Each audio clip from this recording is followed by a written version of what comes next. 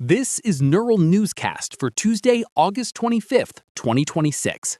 Here are the top stories defining the day.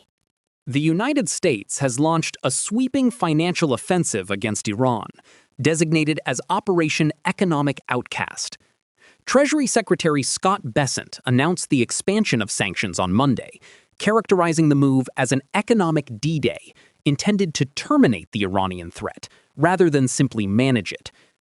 The administration has mapped the financial channels used by Tehran to bypass existing blockades, specifically targeting the infrastructure that has allowed Iranian energy to flow onto global markets.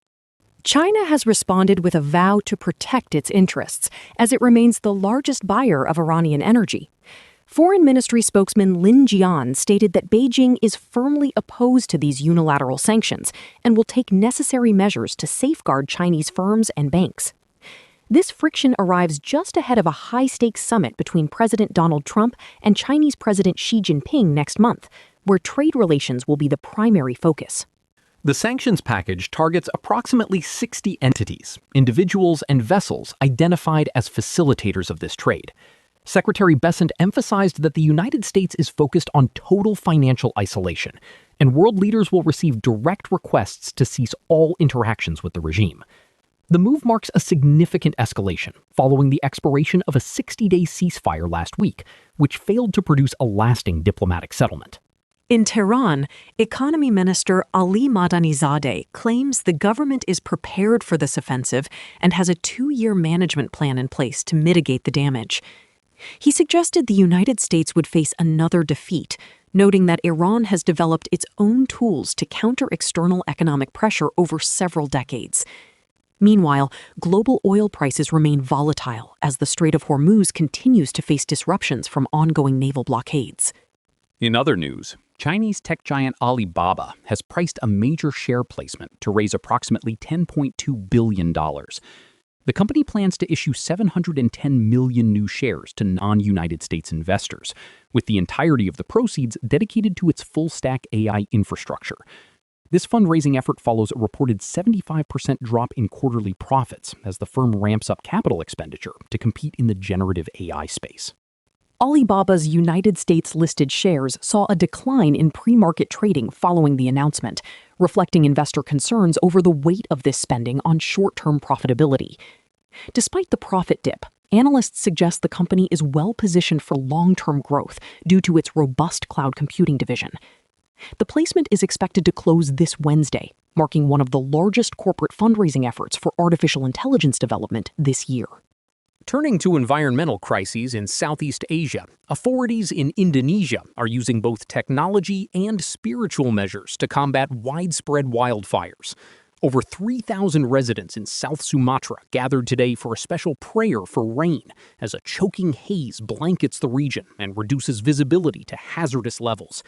The province currently has the highest number of wildfire hotspots in the country, driven by an intensifying El Niño pattern. The Indonesian government has deployed 30 aircraft for cloud seeding and 22 helicopters for water bombing operations across Sumatra and Kalimantan. Police have already arrested 72 individuals suspected of illegally starting fires to clear land for plantations.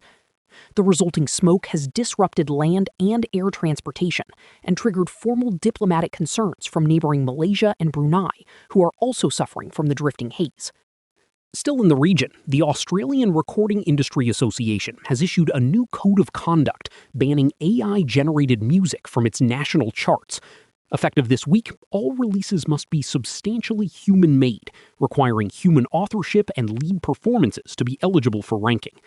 The move follows a controversy where an AI-assisted cover of a Madonna classic climbed to the top of the country's dance charts, sparking a backlash from the creative community. ARIA Chief Executive Annabelle Hurd stated the charts must evolve to protect the nature of artistry in a market crowded by unlicensed generative tools.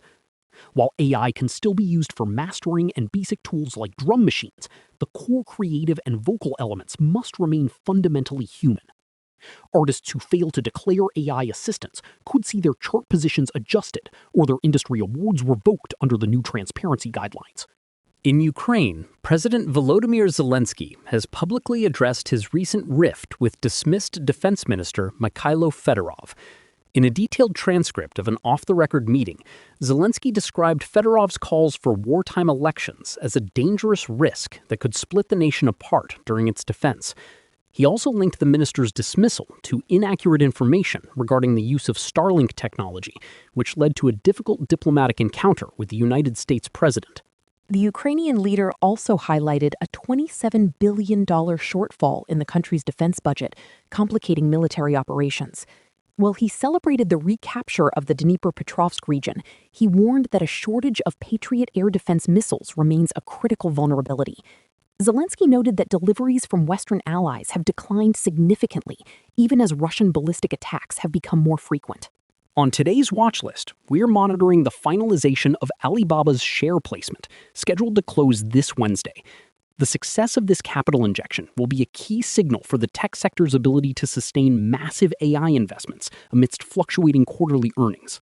We're also following the fallout from the new Iran sanctions as global energy markets react.